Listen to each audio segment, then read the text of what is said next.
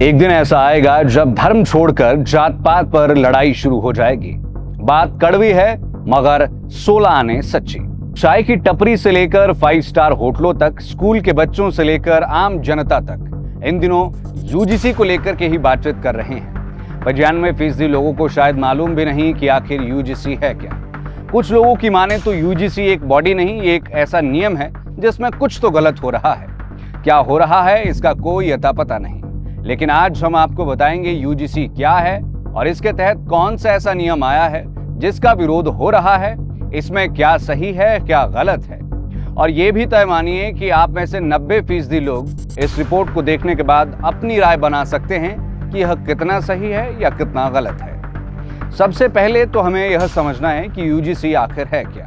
UGC यानी university grant commission एक वैधानिक निकाय है, यानी स्टैट्यूटरी बॉडी है, जिसकी स्थापना देश में उच्च शिक्षा की देखरेख और उसे बढ़ावा देने के लिए की गई है। भारत में उच्च शिक्षा के मानकों को निर्धारित करने, उन्हें बनाए रखने और विश्वविद्यालयों को मान्यता व अनुदान देने का काम यूजीसी ही करती है। इसके मुख्य कार्यों में शिक्षा की गुणवत्ता की निगरानी करना, नेट परीक्षा का आयोजन, शोध परियोजनाओं को बढ़ावा देना और केंद्र तथा राज्य सरकारों को सलाह देना शामिल है। इसकी स्थापना 1956 में की गई थी। आजकल जिन नियमों पर बवाल चल रहा है उसका नाम है यूजीसी इक्वालिटी रेगुलेशंस 2026। ये नियम सुप्रीम कोर्ट के आदेश पर आए हैं। सुप्रीम कोर्ट ने 2025 में रोहित वेमुला और पायल तड़वी जैसे मामलों की सुनवाई के दौरान यूजीसी को 8 हफ्तों में नए नियम, सख्त नियम बनाने को कहा था। हैदराबाद यूनिवर्सिटी के रोहित वेमुला और मुंबई मेडिकल कॉलेज की पायल तड़वी ने कथित जातिगत उत्पीड़न के बाद सुसाइड कर लिया था। इन मामलों में उनकी माताओं ने पीआईएल दाखिल की थी। कोर्ट ने यूजीसी से कहा था कि 2012 के पुराने नियमों को अपडेट करें और भेदभाव रोकने के लिए मजबूत व्यवस्था बनाई जाए। इन मामलों के साथ इसके पीछे एक रिपोर्ट का बेहद अहम रोल बताया जा रहा है। यूजीसी ने सुप्रीम कोर्ट और संसद को एक रिपोर्ट दी थी जिसके अनुसार पिछले 5 वर्षों में जातिगत भेदभाव की शिकायतों में 118.4% की वृद्धि हुई है।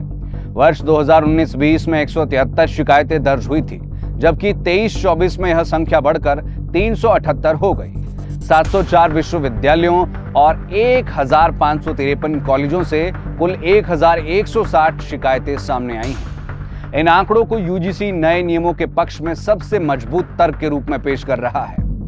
इस नियम में 2 बड़े बदलाव हुए हैं। एक तो यह कि इसे काफी स्ट्रिक्ट कर दिया गया है और दूसरा ये कि अब इसमें ओबीसी को भी शामिल किया गया है। यानी अब ओबीसी वर्ग के लोग भी अपने साथ हो रहे भेदभाव की शिकायत कर सकते हैं और उस पर जल्द निपटारा भी होगा। इसके बाद अब केवल जनरल कैटेगरी इससे बाहर बचती है और यही लोग विरोध भी कर रहे हैं। विरोध क्यों हो रहा है ये भी जानेंगे, लेकिन उससे पहले नियम की बारीकियों को जान लेते हैं। नए नियमों के अनुसार हर विश्वविद्यालय और कॉलेज में अब एससी, एसटी, ओबीसी के लिए समान अवसर प्रकोष्ठ बनाना अनिवार्य होगा।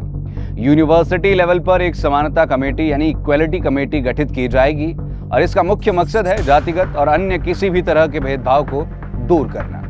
इस कमेटी में संस्थान प्रमुख अध्यक्ष होंगे। उच्च शिक्षा संस्थान के 3 प्रोफेसर या वरिष्ठ संकाय सदस्य के रूप में होंगे। उच्च शिक्षा संस्थान का एक कर्मचारी शिक्षक के अतिरिक्त सदस्य के रूप में होगा। व्यावसायिक अनुभव रखने वाले 2 नागरिक समाज के प्रतिनिधि ये भी सदस्य के रूप में होंगे। 2 छात्र प्रतिनिधि जिनका नामांकन शैक्षणिक योग्यता, खेल में उत्कृष्टता या सह पाठ्यक्रम गतिविधियों में प्रदर्शन के आधार पर होगा और ये विशेष इनवाइटीज के तौर पर होंगे। समान अवसर केंद्र का समन्वयक सचिव के तौर पर काम करेगा। इस समिति में अन्य पिछड़ा वर्ग, दिव्यांगजन, अनुसूचित जाति और जनजाति तथा महिलाओं का प्रतिनिधित्व अवश्य होना चाहिए। नियम कैसे लागू होंगे यह लंबी कहानी है, लेकिन इतना मान लीजिए कि नए नियमों के मुताबिक अब चाहे सरकारी कॉलेज हो या प्राइवेट यूनिवर्सिटी, हर जगह एक इक्विटी सेल बनाना जरूरी होगा। ये एक अदालत की तरह काम करेंगी और यहाँ पर शिकायत दर्ज करवाई जा सकती है। संस्थान को उसके ऊपर तुरंत एक्शन लेना होगा। एक 24 घंटे की हेल्पलाइन भी तैयार करनी होगी जिसमें शिकायतकर्ता अपनी शिकायत दर्ज करवा सकता है और चाहे तो अपनी पहचान भी छिपा सकता है। यूजीसी नियम कहते हैं कि कार्यवाही संस्थान के स्टूडेंट कंडक्ट या डिसिप्लिन रूल्स के तहत होगी। अगर कोई संस्थान नियम का पालन नहीं करता है तो यूजीसी उसकी मान्यता रद्द कर सकता है या फंड्स रोक सकता है। इतना ही नहीं, मामले की गंभीरता को देखते हुए और भी कड़े फैसले लिए जा सकते हैं। अब सवाल यह उठता है कि अगर यह नियम इतने ही सही है तो फिर बवाल किस बात पर है। सबसे पहले तो इस बात को लेकर विरोध है कि इस नियम में ओबीसी वर्ग को क्यों जोड़ा गया है और सिर्फ जनरल कैटेगरी को ही क्यों छोड़ा गया। ओबीसी वर्ग को पहले से ही आरक्षण और तरह तरह की चीजें मिलती आ रही है, क्या वह काफी नहीं? विरोध इस बात को लेकर भी है कि द्वेष की भावना के तहत इस नियम का दुरुपयोग किया जा सकता है और ऐसे में किसी विद्यार्थी का करियर भी बर्बाद हो सकता है और झूठे मसलों में भी फंसाया जा सकता है, क्योंकि इसमें दूसरे पक्ष की कोई बहुत ज्यादा सुनवाई नहीं है।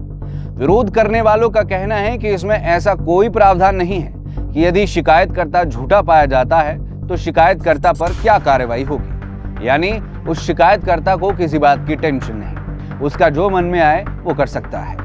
विरोध कमेटी को लेकर भी है कि इसमें कहीं भी जनरल कैटेगरी के सदस्य होने की अनिवार्यता नहीं है, जबकि एससी, एसटी और ओबीसी के सदस्य का होना अनिवार्य है।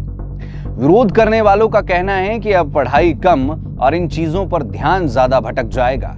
न बच्चे अच्छे से स्वतंत्र रूप से पढ़ पाएंगे और न अध्यापक अच्छे से खुले मन के साथ पढ़ा पाएंगे। एक अतिरिक्त बोझ यूजीसी द्वारा लाद दिया गया है, जिसके नीचे जनरल कैटेगरी के बच्चों को या अध्यापकों को दबना होगा। सीधी बात यह है कि अब यूनिवर्सिटी कैंपस में अनुशासन को लेकर सख्ती बढ़ेगी।